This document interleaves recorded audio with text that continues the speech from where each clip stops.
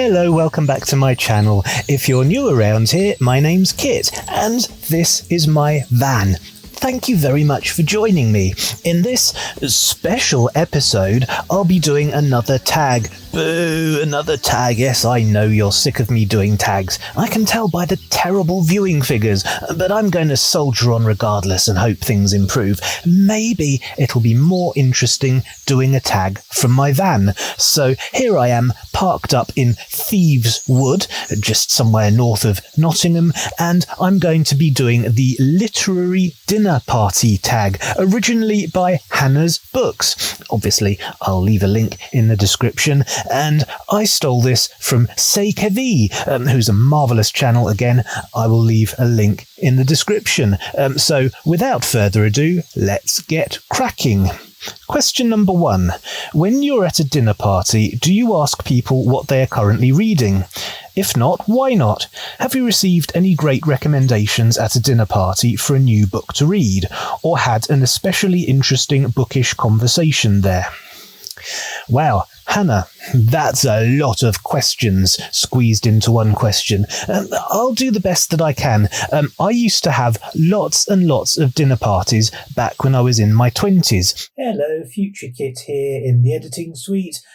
Sorry to interrupt the proceedings, but I just realised that I did a very long and rambly answer without actually answering the question. So I'm going to try and shorten the answer to a simple no. I don't really have dinner parties anymore, but in the good old days when I was young and did have dinner parties, we didn't really discuss books at all.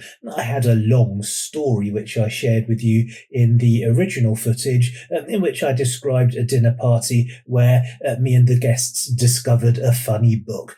But the book wasn't that funny. I couldn't remember anything about it. I didn't have it to wave around in front of you, so really it was kind of a pointless story and it didn't answer the question. So the simple answer to the question is no, books don't really get discussed. I bet the history of house bricks is very interesting. Anyway, moving on. Question number 2. Which authors, living or dead, would you invite to a dinner party? These invites can go out one at a time or in groups, so various authors would get to meet each other. Well, I have a list. Here are my party guests: Bill Bryson, Billy Connolly, Stephen Fry, Brian May. Brian May wrote a book with Patrick Moore called Bang, The Complete History of the Universe. So he's not just the best guitarist who ever lived from the best band who ever existed. He's also an author and an astrophysicist, genius and general all-round good guy. So definitely Brian May, and also Patrick Moore, who he wrote the book with. Patrick Moore was one of the first, if not the first, broadcasters on British television when television was first invented. And he presented for decades a programme called The Sky at Night. He was a very eminent astronomer, but he was also a musician as well. He played the xylophone like nothing I've ever heard. So Brian May and Patrick Moore, astrophysicist, astronomer, and both musicians, very exciting. Bill Bryson, Billy Connolly, Stephen Fry. This is an excellent dinner party guest list. Question number 3. Which characters would you like to invite? Well, straight away I would like to invite Jill from the Kevvie books by Catherine Kerr, and also Prince Mail from the Kevvie books by Catherine Kerr. Prince Mail is a particularly interesting character. He's a young prince during the time of the Civil Wars. He gets kidnapped by the enemy and locked in a tower where he spends most of the remainder of his life. And because he can't do princely type things, he becomes a philosopher. He studies, he becomes a great, wise philosopher and writes lots of really important historical books. So Mail is an interesting character. Nevin, of course, or Nevin, he's the main sorcerer character in the Kevvie books. So Jill, Mail and Nevin, all interesting. And then Mara, of course, from the Empire books by Raymond E. Feist and Janny Wirtz. Mara is another interesting character because her life changes when she's very young, and she not only makes the best of it, but she becomes brilliant at many things. Jamie Fraser from the Outlander books by Diana Gabaldon. I think Jamie Fraser is a fascinating character because although he's a rugged and very handsome Highlander, he's also highly educated. He's a polyglot. He knows a lot of things. He's met a lot of people. He's had amazingly interesting experiences. I could have a good chat with Jamie. And of course, Lord John Grey from the Outlander books by Diana Gabaldon. I probably, if you're a regular viewer, you don't need me to explain any more than that. I've just got the hots for John Grey, and he's also a lovely guy. One of the characters says to him, "It's impossible not to like you." And it's true, it's impossible not to like John Grey. And lastly, but possibly most importantly, I would like to invite Night Eyes, my favourite literary character of all time. And Night Eyes is a wolf, but he's so much more than a wolf. And I would just love to have Night Eyes along for my dinner party. Question number 4. Have you ever wanted to invite a historical figure after reading a biography or autobiography about that person? Who would it be? Well, really, there's only one person that I can think of off the top of my head, and that's Arthur Ransome. Arthur Ransome was an exquisite writer. He wrote brilliant children's fiction. My favourite children's series, the Swallows and Amazons books, were written by Arthur Ransome. But in addition to that, he was also a spy for the British Secret Service, and he did a lot of spying in Russia, and he had lots of adventures. He had a very exciting and adventurous life. So I think Arthur Ransome would be a fabulous person whose brains I could pick. Question number 5. What would you serve at one of these parties from questions 2 to 4? Or perhaps what would one of your literary guests bring if you hosted a potluck meal?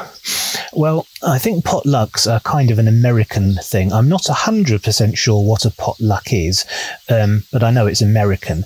Is that where you make your guests bring their own food? That seems kind of rude. So I wouldn't do a potluck if that's what a potluck is. But what would I like to eat? Well, as you can probably tell from my magnificent physique, I do enjoy my food, so it's very difficult to pick anything specific. But I think I'm going to say I'd like to go for Indian cuisine. I really love spicy food. So I'm going to do a smorgasbord of Indian dishes, various different curries, various different spicy side dishes. I do like my sag, which are spinach dishes, so I would probably definitely do sag aloo, chicken sag, but also I would do some biryanis. I would do definitely chicken tikka masala. Tikka masala, which is actually a British dish, it's not even Indian, but it's just lovely, and maybe a couple of vindaloos. Question number 6. What is your favourite meal scene in a book or a screen adaptation of a book? Well, I can think of 2 very easily. The first is the scene in The Hobbit when all the dwarves come and impose upon Bilbo Baggins' hospitality. And there's a fabulous feast, a banquet ensues, and it's very messy and there's lots of bad behaviour.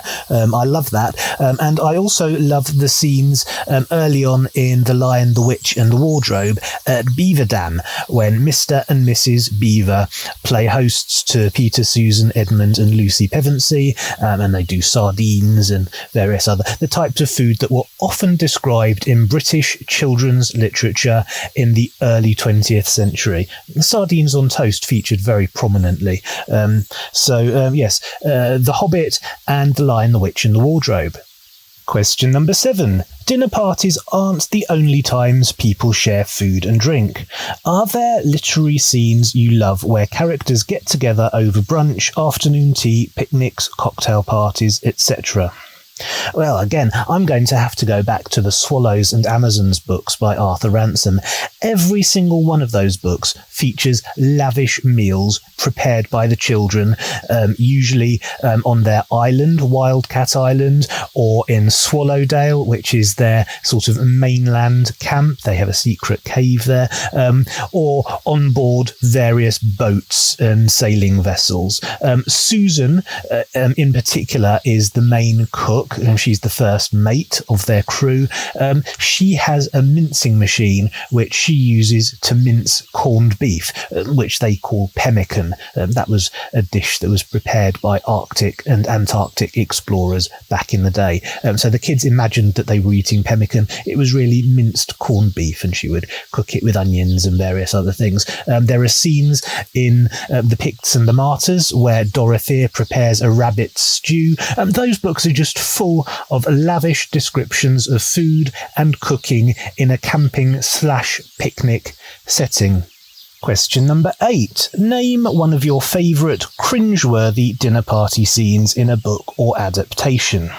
Well, I don't tend to cringe, so this didn't actually make me cringe, but it's something that could be described, I suppose, as a cringe-inducing scene. It happened in Hannibal, which is the sequel to Silence of the Lambs, and it's the scene in which one of the characters gets the top of his head removed and parts of his brain carved out while he's still alive and chatting at the dinner table, fries it up in front of him, and feeds it to him.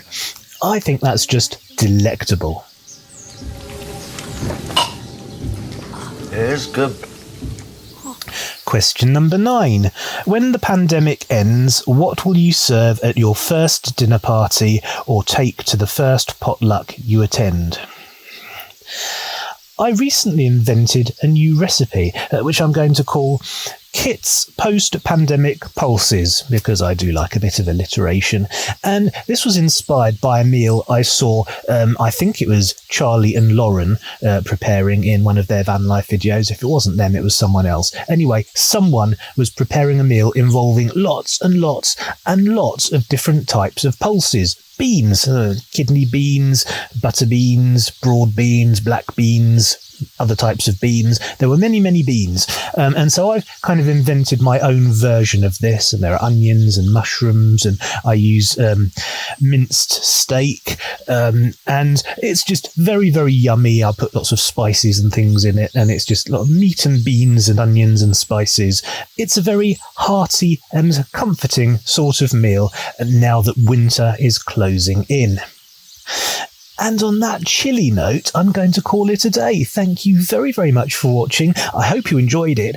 If you did and you haven't already, you know what to do. Please hit the subscribe button, hit the like button, share, comment, do all the good stuff, and I will see you next time. See you later.